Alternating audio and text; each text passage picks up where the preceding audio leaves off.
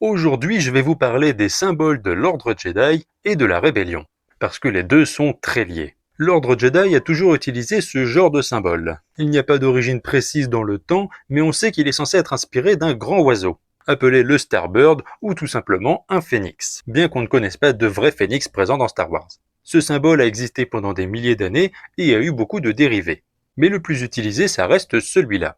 On voit bien qu'il y a des formes de plumes sur les côtés et au centre comme une lame qui brille, représentant la lumière du côté lumineux. Mais l'ordre Jedi va finir par s'éteindre, mais bien sûr il y aura beaucoup de survivants. L'un de ces survivants, Kento Marek, aura remodelé un peu le symbole de l'ordre Jedi, et il lui aura donné cette forme-là que vous connaissez bien.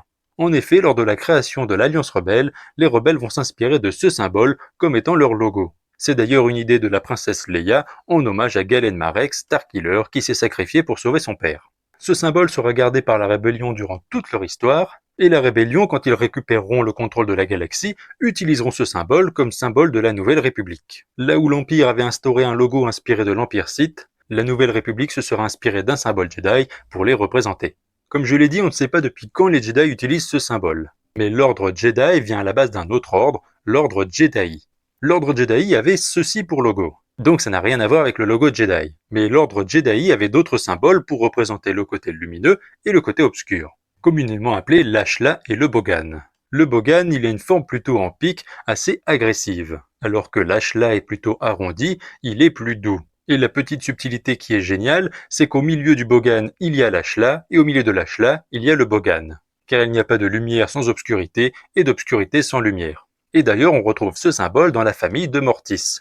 À plusieurs reprises sur Mortis, on va retrouver ces deux logos. Dans la salle de méditation du père, dans la tombe de la fille, et on y retrouvera un mélange parfait entre l'Ashla et le Bogan.